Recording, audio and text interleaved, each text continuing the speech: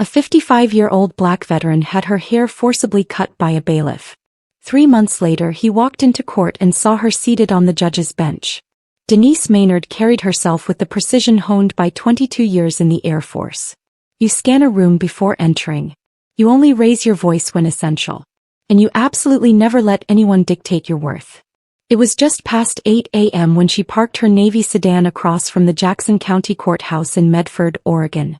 She checked the time, retrieved her juror summons, and smoothed the soft coils of her natural hair in the rearview mirror. Her elegant, defined curls framed her face like a crown. Dressed in sharp gray slacks, a neat blouse, and her favorite comfortable flats, she was unaware this would be her last morning feeling in control for weeks. Denise had served jury duty before in Colorado Springs, then Tacoma, but this time something felt different.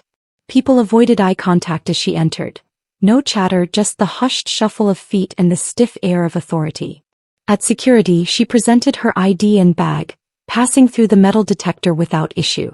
The young guard nodded her through. "Ma'am, one moment." The voice was sharp, impatient, accustomed to immediate obedience. Denise turned to a man in a faded brown uniform with tarnished silver pins. His name tag read R. Klein. His pale face and clenched jaw gave him the sour look of someone who'd never served but liked to pretend he had. "Yes." Denise replied, polite but firm. "Your hair," he said, pointing with his clipboard.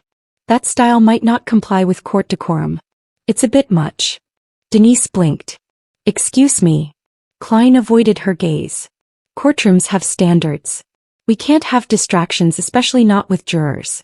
I'll need you to see our intake officer for a secondary appearance check. Courtroom 3B just down that hall." She'd navigated military inspections, intelligence briefings, and customs in countries most couldn't locate on a map, but this was new. She weighed the confrontation in front of other jurors, then recalled her old commanding officer's advice. "Pick your battle, just make sure it's one you finish." She nodded, not in agreement but acknowledgement, and proceeded down the hall.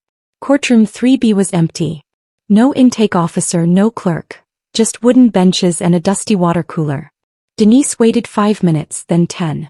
The door opened and Roger Klein stepped in alone. "There's been some confusion," he said casually, flipping a folder. "Apparently, someone flagged your appearance, and the presiding judge wants no disruptions during voir dire." Disruptions. The word bounced in Denise's chest like a pinball. "With all due respect," she began slowly, "there's nothing inappropriate about my appearance. This is my natural hair. I'm dressed professionally. I've met every requirement on that summons." Roger looked up. "The court determines what's appropriate, not you." She didn't move. "Am I being detained?" "No," he shrugged, "but non-compliance could be viewed as disruptive conduct. I'd hate to mark that down." Denise narrowed her eyes. She wouldn't give him the satisfaction of yelling, "Not here, not yet." "I'll wait until an actual judge tells me that," she stated. Klein offered a tight smile and exited, slamming the door harder than necessary. Denise knew this wasn't the last she'd see of him.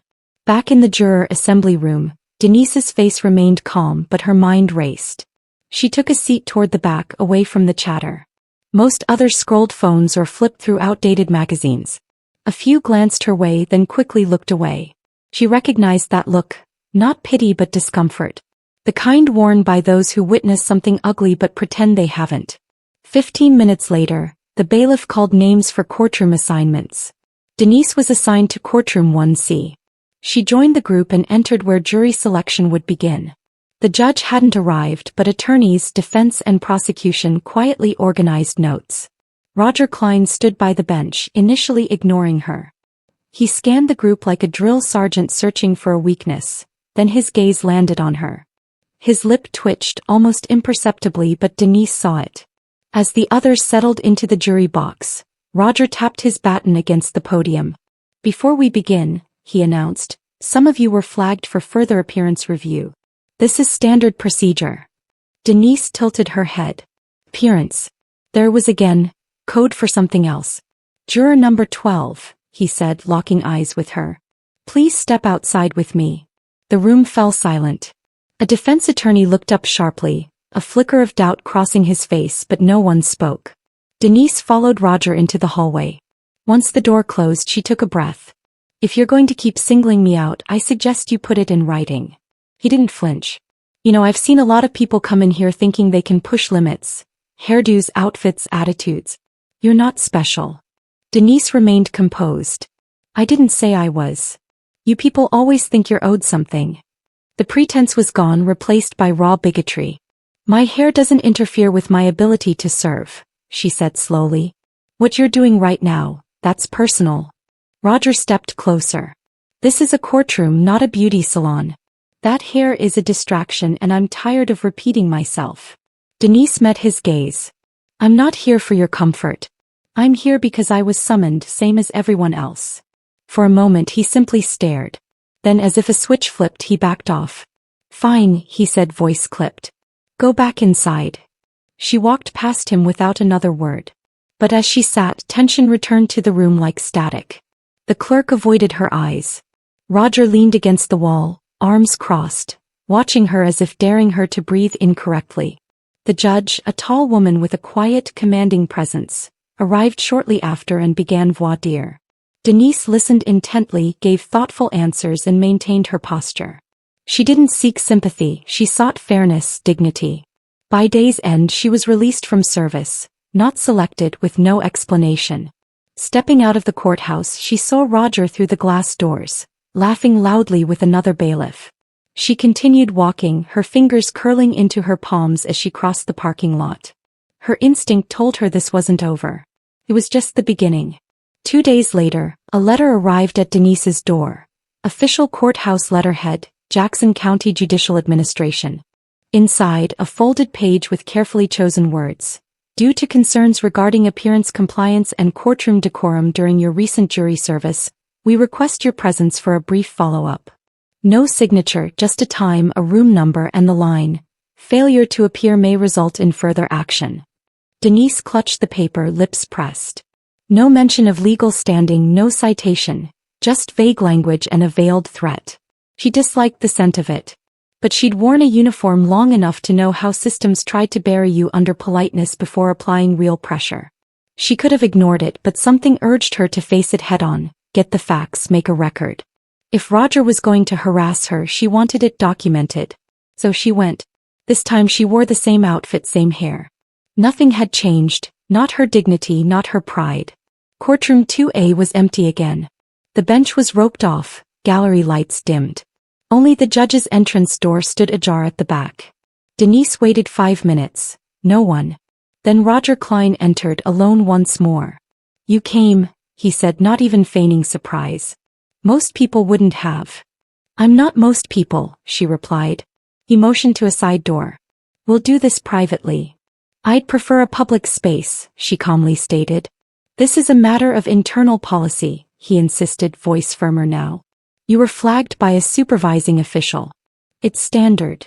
She didn't believe a word, but she walked through the door anyway. She wanted this moment etched in her memory, in her words, in any way she could retell it. The room behind the bench was small, a storage area converted to a prep space. Folding chairs, a cracked mirror, a closet with outdated uniforms. Fluorescent lights flickered. Roger closed the door. She didn't sit. I need you to remove the hairpiece, he said flatly. There is no hairpiece. He stepped forward, clipboard in one hand, the other hidden behind his back. Court standards require visibility of the ears and neckline. That hair prevents proper identification in courtroom proceedings. This isn't personal, just protocol. Then show me the protocol, Denise demanded, in writing. He didn't answer. Instead he stepped closer and before she could fully react, reached forward and grabbed a lock of her hair. Her hands flew up instantly to block him, her voice steady. Don't touch me. Roger pulled back, then produced a pair of dull metal scissors from behind his clipboard. I'm not going to ask again. Denise's chest tightened, but she didn't move. She knew better than to give him what he wanted. You're violating my rights, she stated. He didn't care. With one brutal snip he cut a thick coil near her left ear. It fell onto the cold linoleum floor like something sacred discarded. She didn't flinch. Another cut, then another. Her eyes never left his. When he was done, he tossed the scissors onto the chair beside her, wiped his hand on his pants and muttered, That's better. Denise remained still. You're done here, he said. You're excused from all further jury duty permanently. She turned and walked out, no tears, no immediate reaction. But outside in her car in the parking lot, she allowed herself one long breath. Not to cry but to engrave the moment in her memory. Because this man had no idea who she truly was, or what she was about to do. Denise barely slept that night, not from fear but from intense focus. Every part of her military training taught her. When violated, respond effectively with structure, clarity, and evidence, not emotion. By sunrise, she'd meticulously typed a full statement. Names, times, room numbers, dialogue, everything she could recall with precision. She dressed deliberately in a dark navy blazer, pressed slacks, and a soft scarf to conceal the jagged patches Roger had hacked. Her hair, uneven near the scalp, was not hidden from her mirror but faced. She went downtown to Fletcher & Rhodes, a law firm known for civil rights in Southern Oregon. She'd called ahead, briefly explained, and they'd given her a same-day appointment, a telling sign. The receptionist, quiet and professional, gave Denise an intake clipboard, then guided her to a corner office on the third floor. Her attorney, Calvin Strode, in his early 40s, walked in 3 minutes later, a brown leather folder under his arm. "Miss Maynard," he said, offering a firm handshake. "I read your emailed summary. I just need to ask, do you want to go public with this or quietly hold them accountable?" Denise didn't hesitate. "I want a record for every person who's ever been humiliated and walked away." "I'm not walking away." Calvin gave a quick nod. "Good. Then we start here. First, an official complaint with the courthouse ethics office, then to the State Judicial Commission. I'll submit a cease and desist letter to prevent them from destroying any video footage of courtroom 2A or 3B if it exists." "There were no cameras in that back room," she said. He paused. "Then we lean on testimony, the letter they sent, the language they used. If they respond poorly, that works in our favor."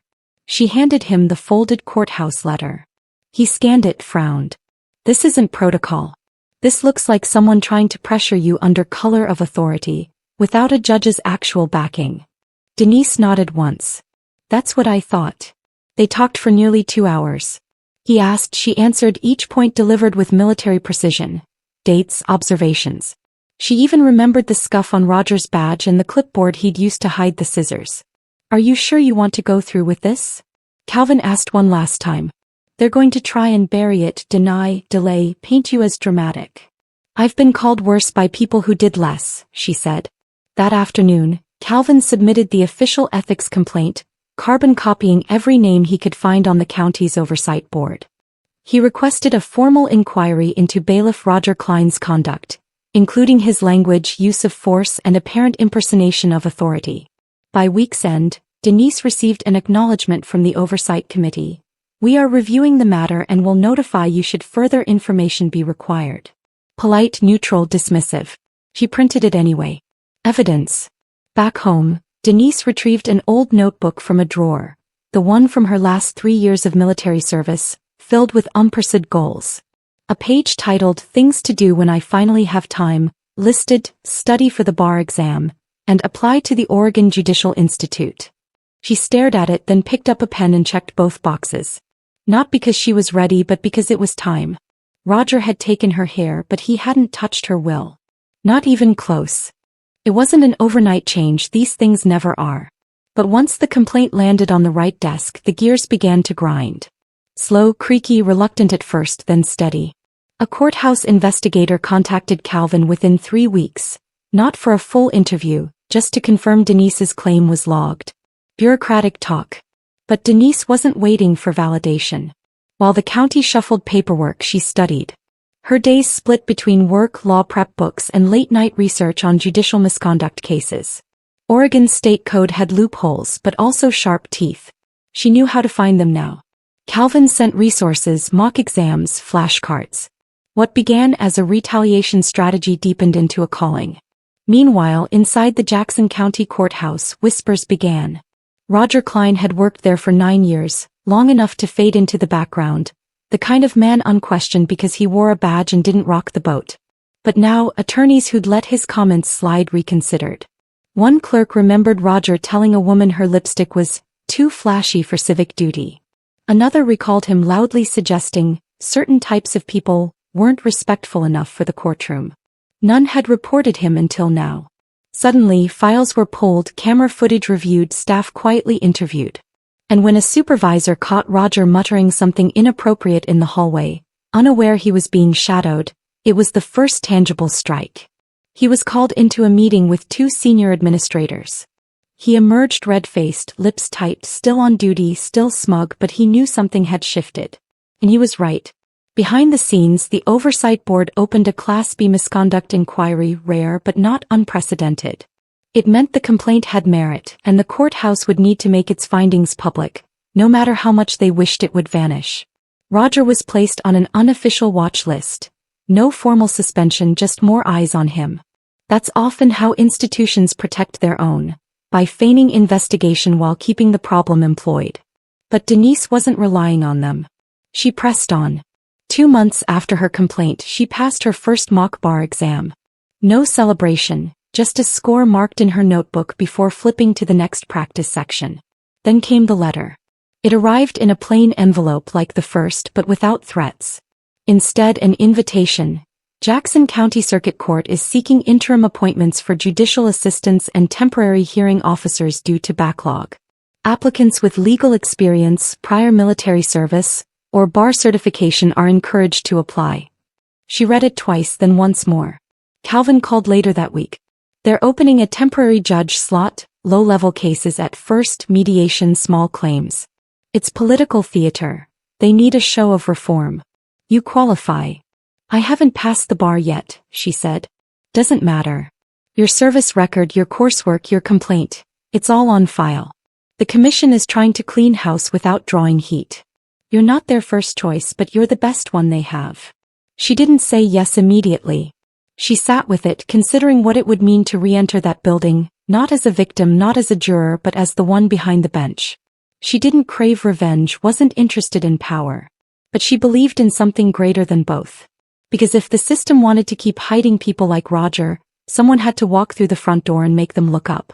The morning she returned to the courthouse, February weather was unseasonably dry, cold but clear. Denise parked in the same garage, same level, same row. The building hadn't changed, the stone facade, the flag, the faint echo of heels on tile. But everything about her had changed. She wore a tailored black judicial robe. Her hair had grown just enough to be shaped, evenly lined and tight around the edges. No scarf this time, no silence, just purpose. As she passed through security, the guard straightened a little more than usual. He recognized her but said nothing. He didn't need to. Her assignment wasn't ceremonial, it was real. She'd been confirmed as interim hearing officer, limited authority, but enough to preside over small cases, make legal rulings and hold court. Room 1C. The very courtroom where Roger first tried to shame her. She arrived early. Her assigned clerk, a young woman named Tamara Hines, met her at the door, eyes wide but smiling. I read about your case, Tamara said softly. It took guts. Denise smiled back. It took patience and a good attorney. Tamara let out a short laugh. Well, welcome back. Courtroom's yours. Denise walked in with steady, measured steps. The space seemed smaller now, less intimidating. The off-white walls were the same, the judge's bench identical to how it looked that first time she'd stood across from it. Only now it was hers. She set down her notes, adjusted the mic and reviewed the day's docket. 3 mediation hearings, 1 property dispute and a family case later. At 9:01 a.m. the side door opened. Roger Klein stepped in as always, clipboard in hand, keys jingling. He didn't look up immediately, not until he'd crossed halfway to the bench. Then he saw her. He stopped cold, didn't move, didn't blink. The clipboard slipped slightly in his hand. Good morning, Denise said, her voice even. You're on time. He opened his mouth, then closed it. His posture, once rigid with authority, seemed to subtly crumble. Tamara watched from her station, silent. Roger tried to regain control. Judge Maynard, I wasn't aware I was confirmed last week, she said, flipping a page. Temporary hearing officer. I'm presiding here for the next 6 weeks. He didn't respond. She looked up. You're not required in this courtroom today. Courtroom 4B needs an extra body. You'll report there instead. That was it. No threats, no accusations, just plain, precise words. Roger stood for another second, then nodded once wordlessly and turned. He didn't slam the door this time. When it closed behind him, the room felt different. Not lighter, not heavier, but clearer. Denise exhaled through her nose and turned to her first case file. The day ran smoothly. Each hearing was handled with patience, fairness, and the steady resolve forged by a life of discipline. No theatrics, just law. But what mattered most wasn't what happened in the courtroom. It was who saw her there. By noon, word had spread through the halls. Bailiffs, clerks, even attorneys walked a little slower past room 1C. Some glanced through the window, some didn't. He didn't care. This wasn't a performance, not about shock or retaliation. It was about being seen where someone once tried to erase her. Roger didn't return to room 1C, not the next day, not the next week. He didn't need to be told twice. Word traveled fast in that building, and no one wanted to be caught misstepping in her courtroom. But Denise wasn't chasing ghosts. She had cases to manage, decisions to write, and a backlog of mediations unrelated to her past. Still, justice has a way of circling back. 3 weeks into her assignment, Denise received a quiet knock at her office door. It was Tamara, holding a sealed envelope. "This came from admin," she whispered. Denise opened it. Inside, a printed memo from the courthouse's disciplinary panel. Subject: Final ruling, Bailiff Roger Klein. She read it twice. Suspension without pay pending a full ethics review. Multiple complaints corroborated. Inappropriate conduct confirmed. One more infraction and termination would follow. She didn't smile, didn't gloat. She placed the paper in a folder and filed it away, not from indifference but from purpose. The system wasn't built to satisfy those it harmed, but this was something. Not enough, but something. That afternoon she entered her courtroom as usual. First case. A landlord-tenant dispute over a heating bill. Both parties arrived defensive, already arguing. Denise held up a hand. "Let's slow down. This room doesn't belong to either of you. It belongs to the process. If you want noise, take it outside. If you want resolution, stay seated." The room quieted.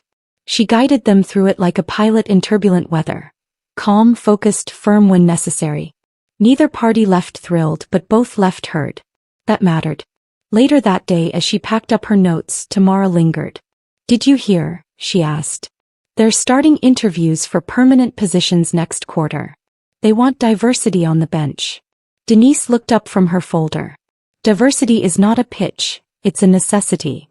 Tamara grinned. "I know. But you should apply. I mean it. People talk about you in the halls, not the scandal but the way you run this courtroom. Like it matters." Denise paused. "It does matter." Then she reached for her pen and jotted in the corner of her calendar. Deadline: permanent appointment application, April 12th. Not because she needed the job, but because people like her weren't supposed to last this long in a place like that. And maybe, just maybe, seeing her there would change the outcome for the next person. A week later, on a slow Friday morning, a young intern named Marisol poked her head in. "Can I ask you something?" Denise looked up. "Sure. I heard what happened with that bailiff, and then I saw you up there, not reacting, not making it about him." Denise folded her hands. "What did you want to ask? How do you not explode?" "I think I would have." Denise gave a slow, deliberate smile. "Exploding makes a mess. But pressure applied the right way at the right time, it changes shape. It moves the whole structure." Marisol nodded, eyes wide. "I think I needed to hear that." Before she left, Denise added, "Don't let anyone shrink you to make themselves feel tall. Not in court, not in life." She'd said those words before in the military to herself in the mirror. But this time someone heard them. Because the real reckoning isn't when the system admits it was wrong. It's when you hold your ground so well it can't pretend you don't exist. 2 months after she first took the bench, Denise sat alone in her chambers on a rainy Tuesday. A mug of black coffee cooled beside her case files. The courthouse was quiet, slower than usual. Most hearings were done for the day. She leaned back, stretching her shoulders. Across the room sat the very folder that started it all. Her handwritten complaint, Calvin's notes, the original summons, even a small bag containing the strands of hair Roger had cut, tied neatly with a red string. She'd never intended to keep it, but something had stopped her from throwing it away. Maybe it was proof. Maybe it was a reminder. Maybe it was something else. Later that day she was invited to speak at a community forum downtown, a modest event hosted by a local veterans group focused on civic engagement. She'd initially declined, but Tamara had insisted, "They're not asking for a judge, they're asking for you." So she went. The room wasn't packed. A few dozen people, mostly retired servicemen, some teachers, young students, gathered around a podium in a church hall on Crater Lake Avenue. Denise didn't bring a speech, she brought a story. He told them about the letter, the hallway, the scissors. She didn't cry. Her voice didn't shake, but it did slow. "You don't walk through fire expecting applause," she said. "You walk through it because you're tired of pretending the smoke isn't choking you." A woman in the second row blinked back tears. An older man leaned forward, nodding once. "I wasn't brave because I'm a veteran," Denise said. "I was brave because I knew no one else was going to stand up for me in that room. And I wanted to be the reason the next woman doesn't have to go through what I did." Pause. Then she added, "Justice isn't always loud. It's not a gavel slamming or a headline. Sometimes it's just walking back into a room they tried to shame you out of, and sitting at the table like you never left." When the applause came, it wasn't explosive. It was steady, real, the kind people give when they've heard something that sticks. Afterward, a young black girl, perhaps 15, approached her quietly. "Miss Maynard," she said, voice small but steady, "I wear my hair like yours, and sometimes at school they say stuff. Not directly, but it hurts." Denise knelt slightly, met her eye. "You keep wearing it," she said. "You walk in knowing it's not you that needs fixing. It's their view that needs correcting." The girl nodded. Denise touched her shoulder lightly. "You remember your name before they try to rename you with shame." That moment wasn't captured on video. No camera crews, no press. But that was the real verdict. Later, back at her desk, Denise jotted one final note in her old notebook. "You win when you remain whole." Her assignment would end soon. The county might rotate her out, might offer a permanent position. But she'd done what she came to do. She'd told the truth, held her ground, and reminded everyone that silence doesn't mean peace. It just means no one's speaking up yet. If this story resonated with you, consider subscribing. Not for me, but for the next voice that needs to be heard. Because sometimes justice sounds like your own name spoken without shame.